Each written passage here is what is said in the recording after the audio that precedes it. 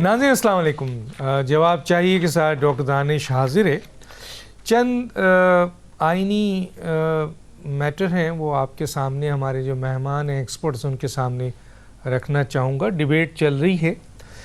एक तो ये है कि चीफ़ इलेक्शन कमिश्नर की तकर्रुरी और मुद्दत मुलाजमत ज़ाहिर है आइन में मौजूद है, लेकिन 26वीं तरमीम ने एक तरीक़ेकार को कानूनी तहफ़्फ़ुज़ भी दे दिया है और मौजूदा चीफ़ इलेक्शन कमिश्नर के ऊपर संगीन इल्ज़ामात है धांधली के भी। 2024 का पाकिस्तान की तारीख़ में सबसे ज़्यादा धांधली शुदा इलेक्शन के इल्ज़ामात हैं इनके ऊपर, और इसके साथ कई ऐसे फ़ैसले हैं जो मुतनाज़ा फ़ैसले हैं।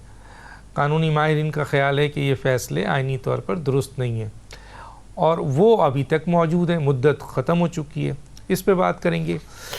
26वीं आइनी तरमीम जिसके अभी ज़िक्र हुआ, ये एक मुतनाज़ा तरमीम है। अब इस तरमीम के हवाले से कहा जाता है कि जनाब अदलिया की तकर्रुरी के अमल में सियासी मुदाखलत यानी हुकूमत एग्जीक्यूटिव का रोल आ चुका है, अदलिया ख़त्म हो चुकी है।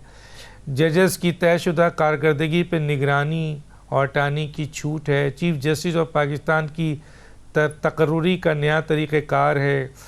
तरमीम रात की तारीकी में बग़ैर शफ़ाफ़ और अवामी मुशावरत या बहस के बग़ैर मंजूर की गई, और वही 26वीं आइनी तरमीम के हवाले से अब कॉन्स्टिट्यूशनल बेंच की एक अभी मीटिंग हुई थी सुप्रीम जुडिशल कमीशन के हवाले से सब कमेटी को दो, उसमें यही था कि जी इनकी जो जजेस की तकर्रुरी और इनकी जो रिक्वायरमेंट है कि कौन से जजेस लगाए जाएं, क्योंकि कॉन्स्टिट्यूशनल बेंच एक स्पेसिफ़िक किस्म की जैसे शरीयत बेंच है, तो इसमें कैसी रिक्वायरमेंट होनी चाहिए, वरना तो 15 साल का एक वकील एक्सपीरियंस भी सुप्रीम कोर्ट का जज लग सकता है। 175A है और बहुत कुछ है, इसमें हमारे एक्सपर्ट बताएंगे।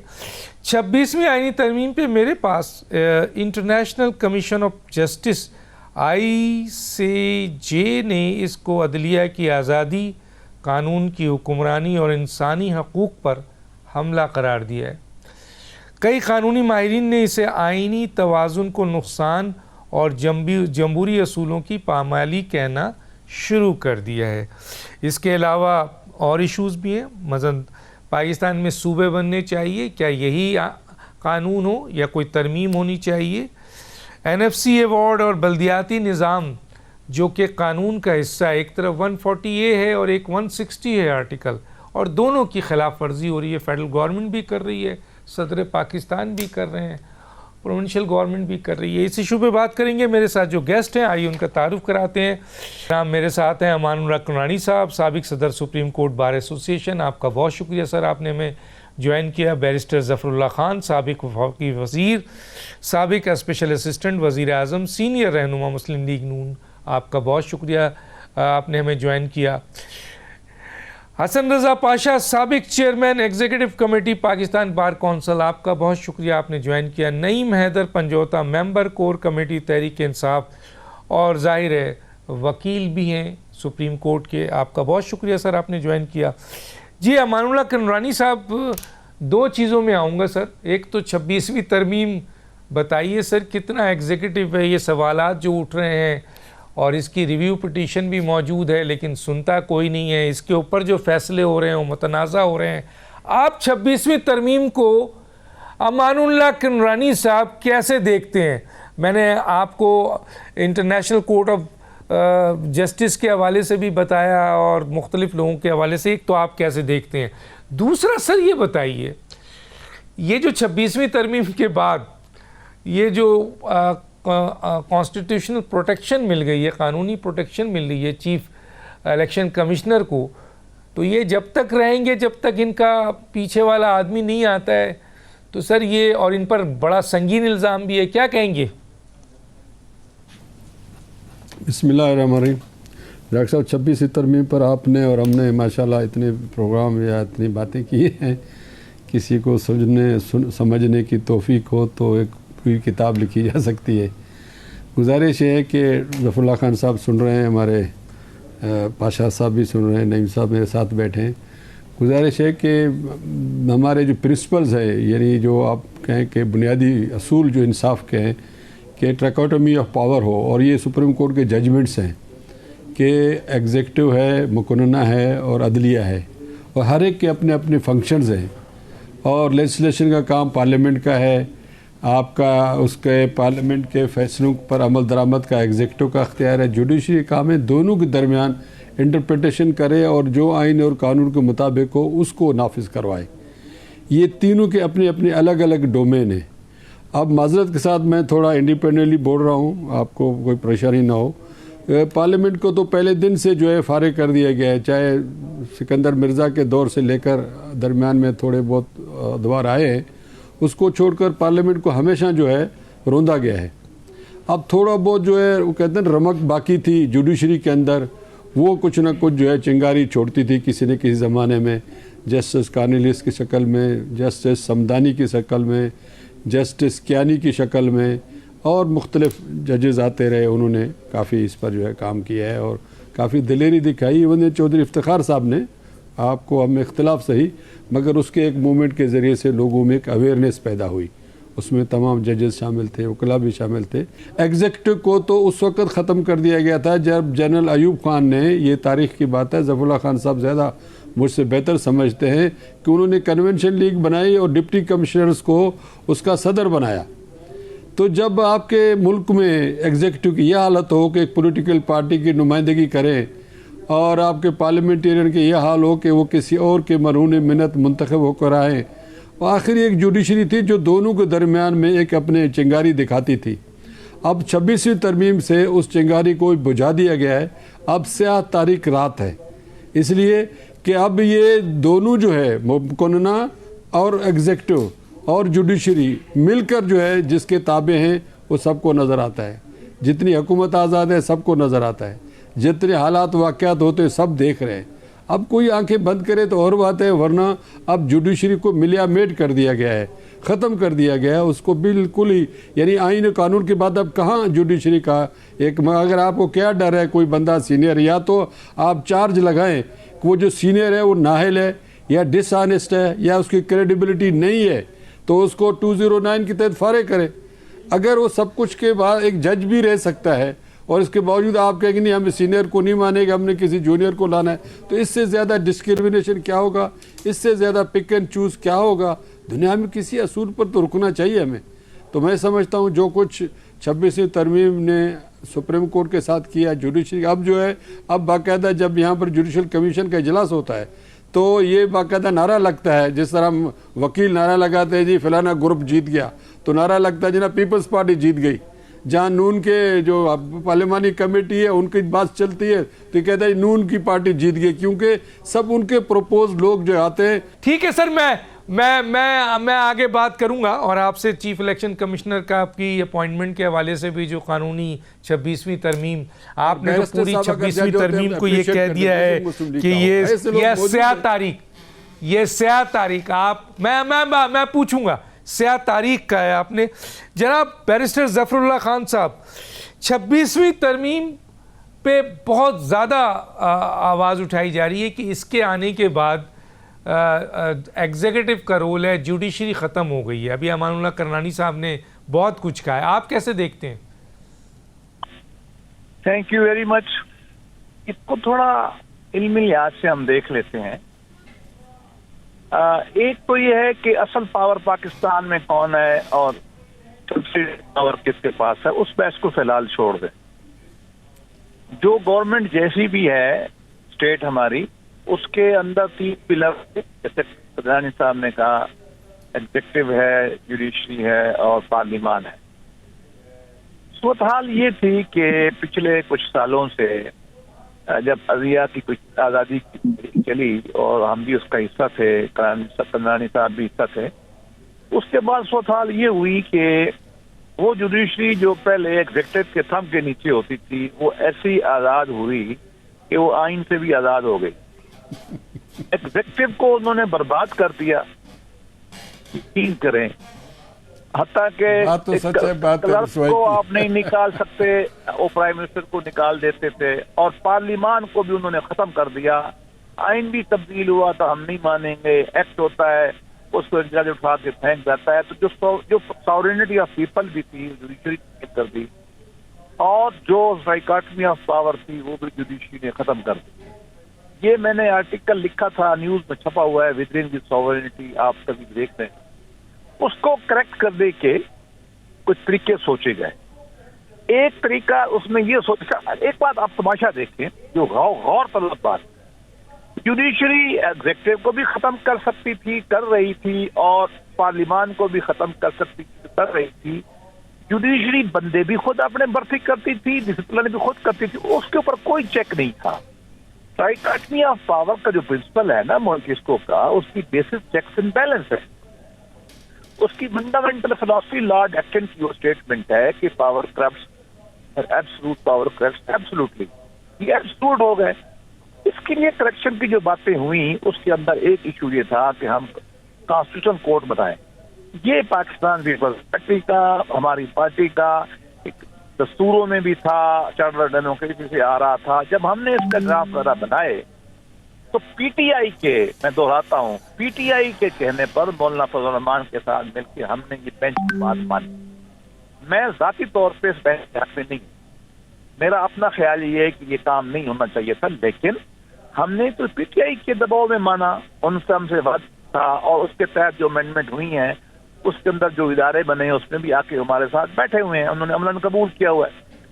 लेकिन मैं खुद कहता हूं कि ये जो डाइकोटमी ऑफ पावर का प्रिंसिपल है इसको रिविजिट करने की जरूरत है, इसको करेक्ट करने की जरूरत है। अब रहेगी अमेंडमेंट पे, अमेंडमेंट जजों की अपॉइंटमेंट और जजों का निकलना, इस पर भी हम सोचें। पहली बात तो ये है कि पहले 100% एग्जेक्टिव लगाती थी।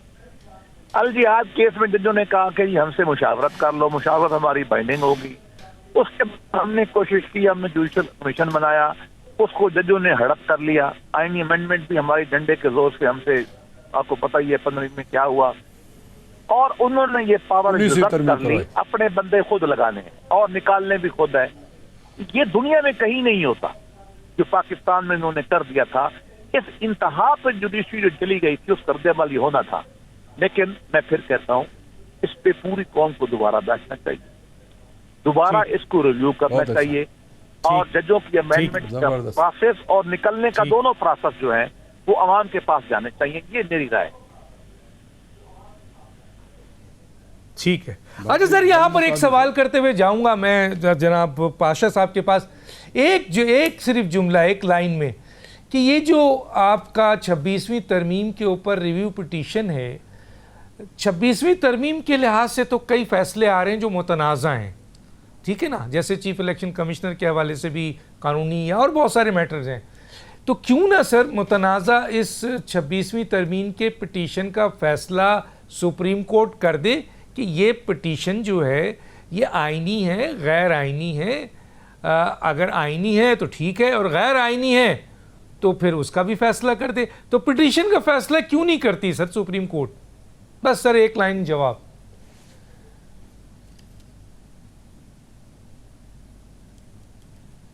जी क्या कहते हैं बैरिस्टर साहब? वो ये दुनिया पूरे के आइन ये कहते हैं कि जब भी पार्लियामान कोई आइन बनाएगा, जुडिशरी उसके बारे में राय नहीं दे सकती कि ये ठीक है या गलत है।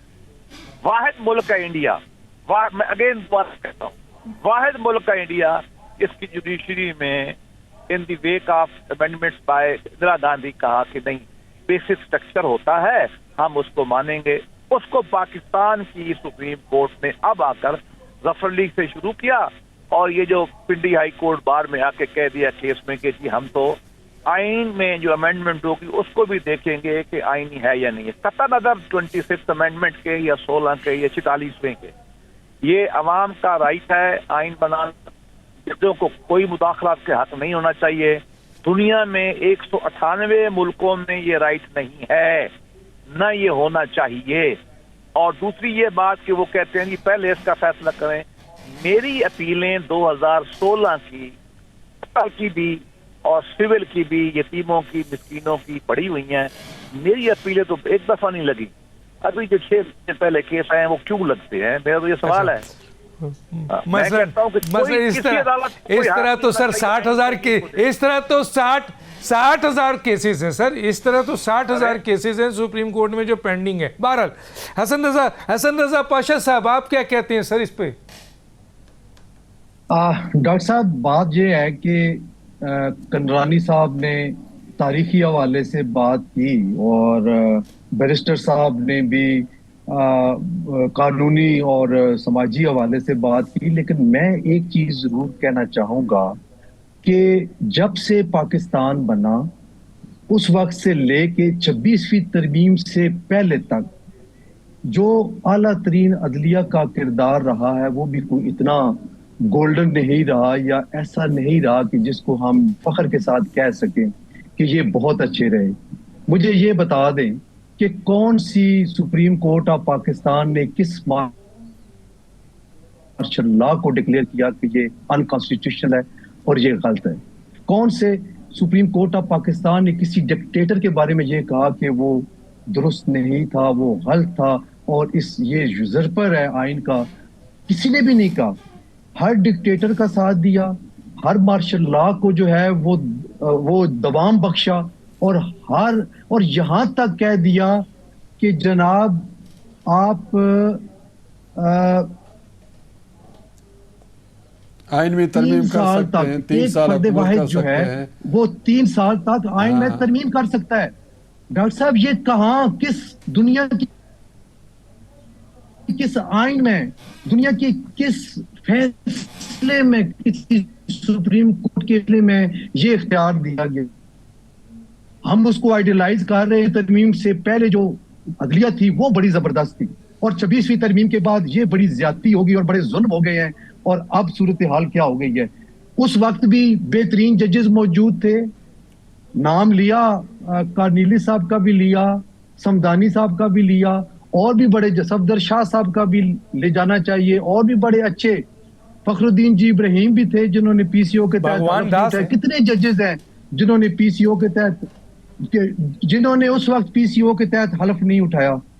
आज भी मैं बड़े एतमाद के साथ ये बात करता हूं कि जिस अदलिया को आज बोतान तराशी का सामना करना पड़ा है, आज अगर खुदा न खास्ता इन पे जब मुश्किल वक्त आएगा तो इनमें से भी ऐसे हुर निकलेंगे जो कि पीसीओ के तहत हलफ नहीं उठाएंगे। ये ना करें, पूरी जुडिशरी को मैलाइन किया जा रहा है, ये बहुत गलत है।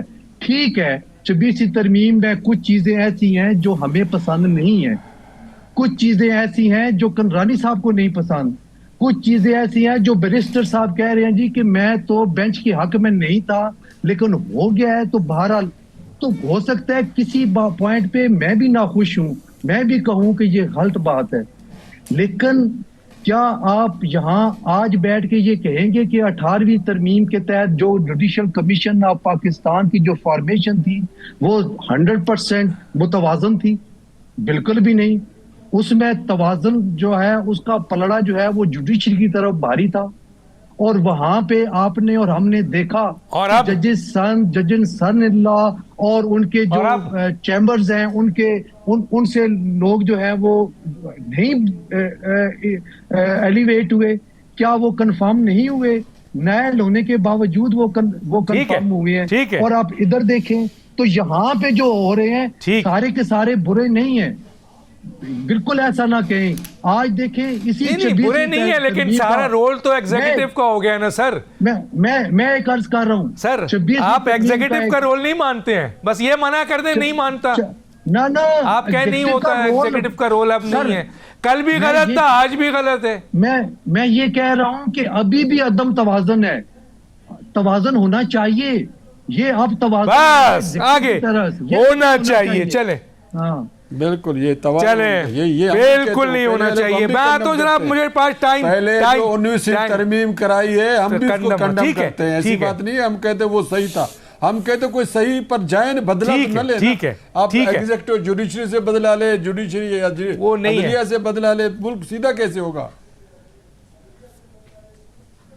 वो इसलिए सीधा नहीं होगा कि आप आइन पे अमल नहीं करते हैं, सब तोड़ते हैं आइन सर। 280 आर्टिकल में से 100 आर्टिकल तो हुकूमत तोड़ती है सुबह शाम, अदालत तोड़ती है, ब्यूरोक्रेसी तोड़ता है। जी जनाब नईम हैदर पंजोता साहब, कैसे देखते हैं 26वीं तरमीम को सर? बहुत शुक्रिया डॉक्टर दानिश साहब, आपने मौका दिया। तीनों मेरे मुअज़्ज़ज़ सीनियर्स वकला यहाँ बैठे हुए हैं और उन्होंने अपने अपनी राय का इजहार किया। देखें, सबसे पहले आपने देखना है कि पाकिस्तान का आइन क्या कहता है। पाकिस्तान का आइन ये कहता है कि रियासत के 3 सतून हैं, मुकन्ना, अदलिया और इंतज़ामिया। अब इंतज़ामिया के नीचे अदलिया नहीं हो सकती। अगर नीचे आप करेंगे तो डेफिनेटली इंडिपेंडेंस ऑफ जुडिशरी तो ख़त्म हो गई। आप इसमें ये देखें कि ये 26वीं तरमीम करने वाले कौन हैं। ये वो लोग हैं जिनको अवाम ने इख्तियार नहीं दिया। 18 सीटों से जब आप किसी की हुकूमत बना देंगे या 17 सीटों से, तो क्या वो फैसला कर सकते हैं अवाम का कि अवाम मुल्क की जो है उसके लिए ये कानून हम इस तरह से लेकर चलेंगे, ये आइन को इस तरह से हमने आगे लेकर चलना है? वो नहीं कर सकते। तो जब ये 26वीं तरमीम की गई, उसके पीछे राज ये था कि जो धांधली की गई है, जो फ्रेब का निज़ाम बनाया गया है और इमरान खान को जेल में रखने के लिए ऐसी तरमीम की जाए जिसके ज़रिए अदलिया को मुकम्मल तौर पर तमाम इदारों को कंट्रोल किया जा सके, ताकि जुल्म व फस्तायत का निज़ाम जो है ये आगे बढ़ पाए। अब 26वीं जब तरमीम हो गई, उसके अंदर जब रिव्यू पिटीशन दायर की गई, तो मंसूर साहब जो आपके कुलीग जस्टिस हैं सुप्रीम कोर्ट के अंदर, उन्होंने खत लिख दिया कि जनाब आप इसके ऊपर फुल कोर्ट बनाइए। ये फुल कोर्ट क्यों नहीं बनी? ये इसी वजह से नहीं बनी क्योंकि इस तरमीम से पहले आपने फायदे लेने, और फुल कोर्ट उस वक्त बनेगी जब इस तरमीम का असर खत्म हो जाएगा। उस तरमीम की रोशनी के अंदर आपने देखा कि मखसूस नशिस्तें एक जमात से लेकर दूसरी तरफ भेज दी गई। आपके सामने है कि जो इलेक्शन ट्राइब्यूनल्स के अंदर जो पिटीशंस थी वो ज़ेर तवा हैं, वो नहीं खुल रहे। और 26वीं तरमीम करने का यही मकसद था कि ये तमाम की तमाम चीज़ें जो हैं इसको बिल्कुल सबोटाज किया जाए और अपनी मर्जी के मुताबिक मामलात को आगे चलाया जाए। हम पहले दिन से ये सदा करते रहें कि इसके ऊपर फौरी तौर पर इस तरमीम को ख़त्म किया जाए, क्योंकि आइन की रूह के खिलाफ है।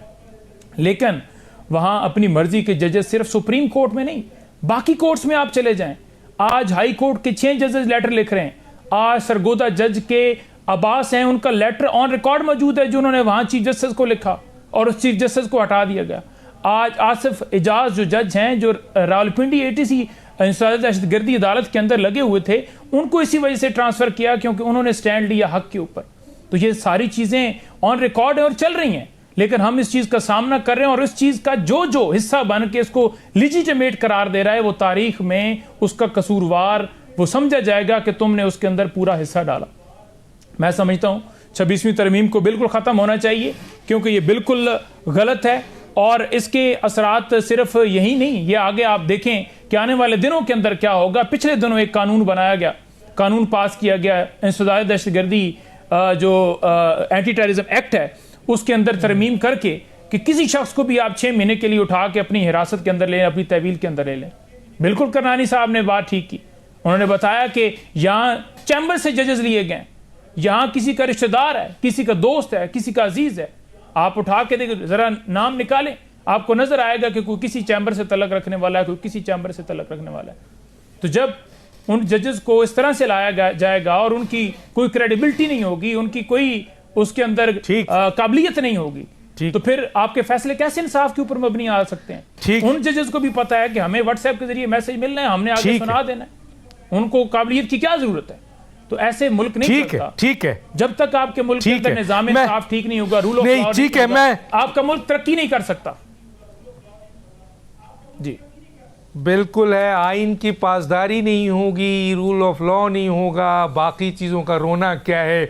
और वही तोड़ते हैं जो इसको बनाते हैं या जो इसकी सुपरविज़न करते हैं। मैं आता हूं जनाब, ब्रेक पे जाना है, लेकिन ब्रेक पे जाते हुए एक जुमला कहते जाता हूं, ये भी मैं पूछूंगा। मैंने तालिब इल्म की हैसियत से, यकीनन जूरिस्प्रूडेंस होता है, इंसाफ का तकाजा है कि 100 मुजरिम छूट जाएं, लेकिन एक बेगुनाह आदमी को सज़ा नहीं होनी चाहिए। इस पर मैं बात करूंगा।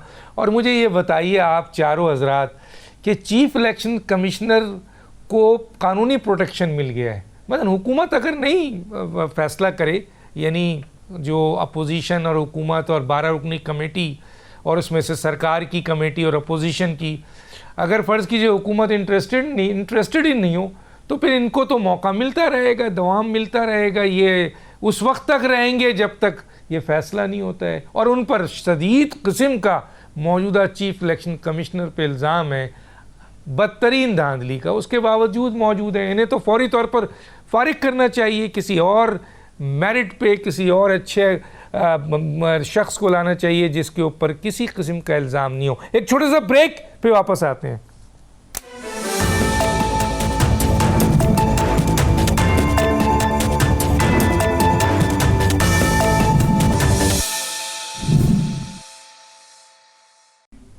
Welcome back. मैं 5-5 मिनट है मेरे पास चारों मेहमानों के लिए।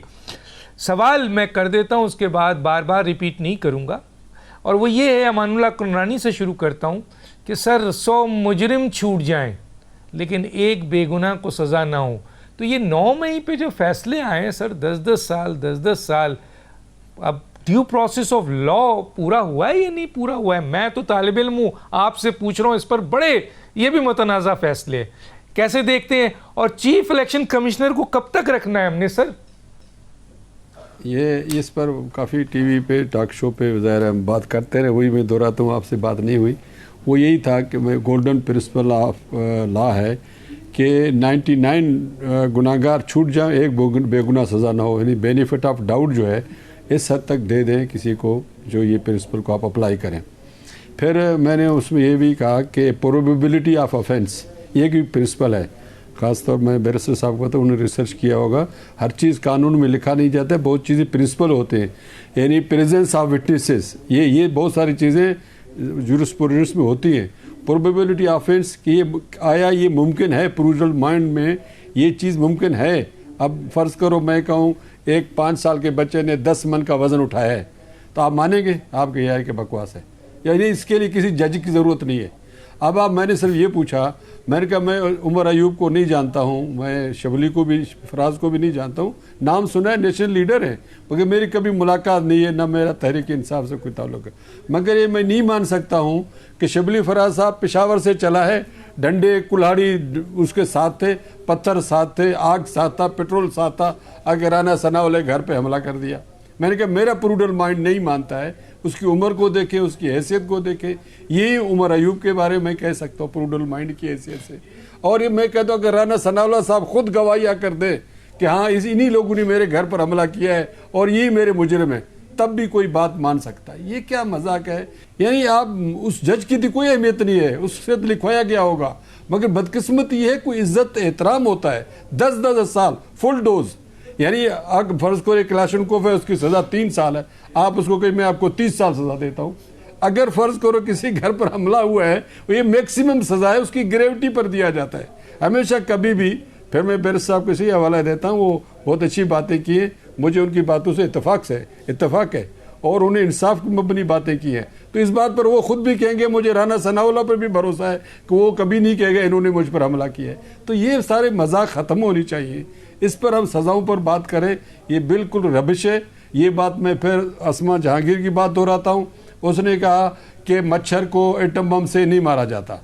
अब 9 मई का वाक़या हुआ, उसके फैक्ट्स क्या है हमें नहीं पता, जो भी फैक्ट्स हैं जो बताए जाते हैं उस ऑफेंस के अंदर, राइट्स को इसको कह सकते हैं आप, उसके अंदर कोई आप ये कह सकते किसी को मामूली जख्म आया हो या कोई पत्थर से शीशा टूटा हो, उसके भी ऑफेंसेस लिखे हुए, किसी की सज़ा 2 महीने, किसी की सज़ा 3 महीने। यहाँ 2-2 साल से जमानत नहीं हो रही है, 2 साल की जमानत उसकी नहीं होती है जो कत्ल का मुलजिम होता है। मैं समझता हूँ 9 मई में कोई कत्ल नहीं हुआ। अगर आपने 9 मई को इतना अहमियत देना है, और दें, हम भी दे रहे हैं। अगर अब इंस्टॉलेशन पर, आर्मी पर हमला हुआ, हमारे मुहाफिज हैं, ठीक है, उनकी हिफाजत होनी चाहिए, इज्जत तकरीम होनी चाहिए। आइन ने भी उनको दिया है कि आप उसको पार्लियामेंट में डिबेट नहीं कर सकते, जुडिशरी पे, आर्मी पे, वो हम एहतराम करते हैं। जिसने पत्थर मारा है उसको उतनी सजा दें, जिसने डंडा मारा है उसको उतनी सजा दें, जिसने किसी को जख्मी किया वो सजा दें। मगर इस तरह के मजाक करके दुनिया के अंदर अपने आप को हम लोग रुसवा कर रहे हैं। हमें 9 मई के आखिरी एक लाइन सर, खुद आखिरी एक, मैंने खुद देखा है, गलत हुआ है, इसको कोई जस्टिफाई नहीं कर सकता, मगर उसकी सजा उतनी होनी चाहिए जितनी उसकी जुर्म है। बिल्कुल, जितना जुर्म है। एक लाइन सर, वो चीफ इलेक्शन कमिश्नर का तो बता दीजिए ना सर, एक लाइन। हाँ सर, चीफ इलेक्शन कमिश्नर का ये तो क्या आपने बस रखना है, ये दुनिया में कहीं है, जब तक दूसरा नहीं है हम मानेंगे नहीं, और तुमने रखना नहीं है, बस यही चलता रहे। जैसे आपने पहले ही कहा, दुनिया में असूल होते हैं, कानून होते हैं। जब आपके पहले तो आइन के अंदर वही तो तरीकेकार में सुकम है कि आप बोलते हैं जी बिल्कुल इत्तेफाक के राय से होगा दोनों के, और कोई एक होना चाहिए कि कम से कम अगर ना हो तो उसका आगे मैकेनिज्म क्या हो, वो कोई मैकेनिज्म नहीं दिया है। एक मामले में तो क्या दिया वो? हुआ है कि कहीं पर नहीं फैसला ना दिया हो हुआ तो है। सूबों में क्योंकि सूट करता है इलेक्शन चीफ- कमीशन करेगा। हाँ। इधर जो है चीफ इलेक्शन के ऊपर कोई फैसले का दूसरा ठीक। फोरम ही नहीं है, तो बस इसीलिए ठीक है। लटका रहेगा। ये तो बस सही है, वो मजाक है 26वीं आइन के तरमीम ने साथ। ये आइन वालों 26वीं को- तरमीम ने उसे कानूनी तहफ़्फ़ुज़ दे दिए। मैं बैरिस्टर साहब की तरफ जाता हूँ। बैरिस्टर साहब, ये जो तकाजा है जूरिस्प्रूडेंस का, इंसाफ का, कि 99 आदमी, मेरे उस्ताद ने 99 का, मैंने 100 कह दिया था, 99 मुजरिम छूट जाएं लेकिन एक बेगुनाह को सज़ा ना हो। 9 मई के असल जो ज़िम्मेदार है उनको ज़रूर सज़ा देनी चाहिए। लेकिन सर ये जो 10-10 साल और ये सारी सज़ाएं हुई हैं, इसको आप समझते हैं due process of the law हुआ है, कानून ने सही सज़ा दी है? और दूसरा, चीफ इलेक्शन कमिश्नर पर भी ज़रा कमेंट्स कर दीजिएगा। 5 मिनट है सर आपके पास। जी, मैं आधा मिनट पहले लूंगा। मेरे ज़ाती ख्याल ये कि इस वक्त की जो सुपीरियर जुडिशरी है, ये पिछले 10 साल की जो सुपीरियर जुडिशरी है उससे ये बेहतर है। और ये भी मैं बता दूं, मौलवी तमीरुद्दीन केस आज सवाल नहीं होगा। ये भी मैं बता दूं कि बेगम मुफद्दल भुट्टो आज जुडिशरी आएगी तो वो फैसला नहीं करेगी। ये भी बता दूं कि में जो फैसला हुआ था आज की जुडिशरी नहीं करेगी। मैं ये अपने पाशा साहब की बात को समर्थन कर रहा हूँ। अच्छे बुरे हर जगह जैसे पूरी कौम की हालत है वैसे जुडिशरी की, ये जुडिशरी अलग थी। ये जो आपने की है 9 मई की, देखिए मैंने इस असूली बात है क्या होना, एक ये क्या हुआ है मैंने जजमेंट नहीं पढ़ी, मैंने केस फॉलो नहीं किए, तो मैं उस पर एज ए प्रोफेशनल कानूनदान की राय नहीं दे सकता। हाँ, मैं अमूमी बात कर सकता हूँ। पहली बात तो है कि मेरा मौक़िफ़ इसके मामले में बहुत ज़्यादा सख्त है। मेरा मौक़िफ़ ये है कि ये इसके फैसले पहले इस महीने में हो जाने चाहिए थे, और मेरा मौक़िफ़ ये है कि लोगों को उतनी ही सज़ा देनी चाहिए जितने मुस्तहक़ है। चाहे मौत का हक था, मौत की सज़ा देनी चाहिए थी, और 6 महीने हक था तो 6 महीने देनी चाहिए थी। इंसाफ के तकाज़े जल्दी पूरे होने चाहिए थे। ये ताख़ीर इनके फैसलों में सबसे बड़ा रोल पीटीआई का अपना है। कभी वहाँ चैलेंज कर, कभी वहाँ चैलेंज कर। हम इनसे कहते थे कि मिलिट्री कोर्ट में ट्रायल में जो ऑफेंसेस लगे हुए हैं 2 साल सजा होगी, एंटी टेररिस्ट कोर्ट में जाओगे तो वहाँ लाइफ भी हो सकती है। बहरहाल मैं इस बहस पे नहीं कहता, लेकिन अगर ये फैसले इंसाफ मेरिट पे हुए हैं तो मैं इनको वेलकम कहता हूँ। लेकिन इस किले के साथ ये बहुत पहले होने चाहिए थे। लेकिन ये काम हम अफोर्ड नहीं कर सकते कि पाकिस्तान सीरिया बन जाए, लीबिया बन जाए, अफगानिस्तान बन जाए, इराक बन जाए, और ये काम हिंदुस्तान करेगा तो उसके भी हम खिलाफ हैं, और मैं करूंगा तो फिर मैं भी गलत करूंगा। हमें अपने इदारों के शहीदों की हिफाजत जरूर करनी। अब रह गया मसला चीफ इलेक्शन कमीशन का। मैं आपको अर्ज करूं कि आईनी ओहदों में ऐसा होता है। सदर पाकिस्तान के लिए आइन में यही लिखा हुआ है कि जब तक नया सदर नहीं मुंतखब होगा वो ही रहेगा। ऐसा बहुत सारे स्टैट्यूट में पाकिस्तान में लिखा हुआ है। लिहाजा लॉ का जहां तक होना है वो कोई गलत नहीं होता, लॉ का मिसयूज होना जो है वो गलत है। हाँ, मैं यही कहूंगा, मेरी भी ख्वाहिश होगी कि ये प्रोसेस 6 माह पहले शुरू हो जाना चाहिए। जिस दिन आदमी रिटायर होने वाला हो उससे 4 दिन 10 दिन पहले ये फैसला हो जाना चाहिए। ये आइडियल है। लेकिन अगर खास हालात, बहुत एक्सट्रीम हालात में अगर ये आदमी उस पर तक कोई भी बैठता है तो ये पाकिस्तान के आइन में भी प्रूव है ना, और मुल्कों में भी है। हाँ, अब रह गया कि ये आदमी, मैं इनके बारे में राय ऐसी नहीं दे सकता कि मैं पाकिस्तान की तारीख के किसी भी चीफ इलेक्शन कमीशन से खुश नहीं हूँ।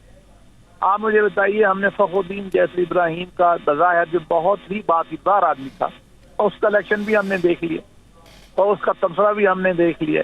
कोई पाकिस्तान की तारीख का इलेक्शन कमीशन गैर मुतनाज़ा नहीं है, बदकिस्मती से कोई इलेक्शन पाकिस्तान की तारीख का मुतनाज़ा नहीं है। लेकिन ये समाजी मामला है, ये पॉलिटिकल बड़ी बदकिस्मती है, बदकिस्मती है सर, ये उसका मसला है। मैं एक बहुत बदकिस्मती है सर। आखिरी सवाल, आखिरी सवाल, आखिरी एक जुमला उसका जवाब दीजिए, मैं आगे जाऊंगा। बस सर 1 मिनट है आपके पास, बल्कि 1 मिनट भी नहीं है, 30 सेकंड है। सर ये बताइए, सुप्रीम कोर्ट में हमला हुआ था, सुप्रीम कोर्ट में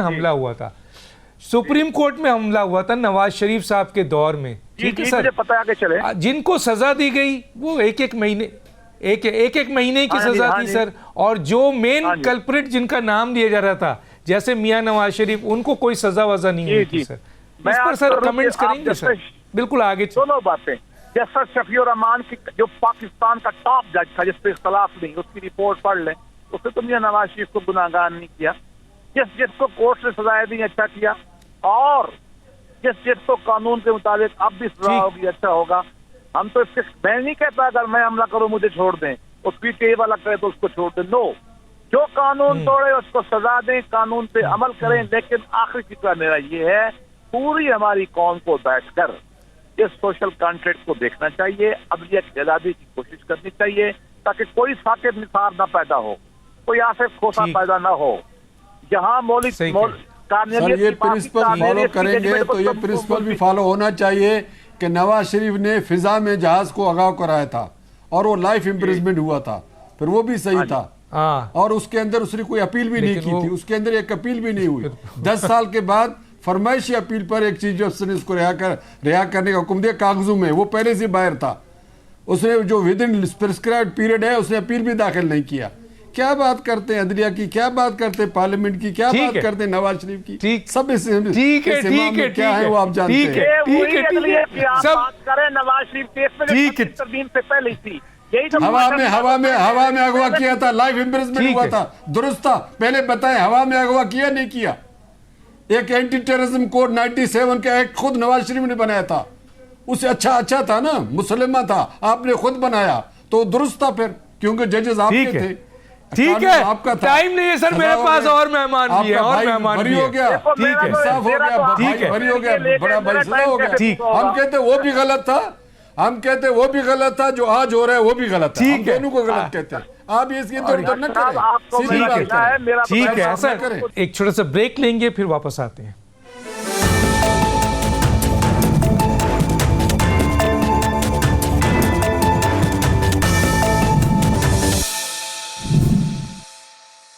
वेलकम बैक जी। हसन रजा पाशा साहब, कैसे देखते हैं सर ये जो 9 मई के सजाएं हुई हैं, उसको आप कैसे देखते हैं सर?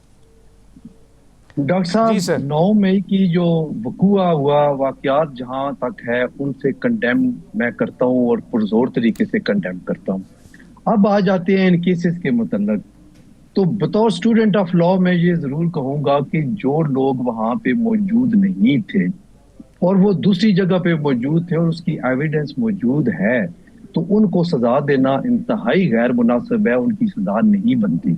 और आप देख लीजिएगा कि जब अपील में जाएंगे तो इन केसेस का फैसला अदरवाइज होगा। ठीक है, वक्ती तौर पे 10 साल उनको सजा हुई और इतनी छोटी सजा नहीं, इसको हम शॉर्ट सेंटेंस नहीं करते।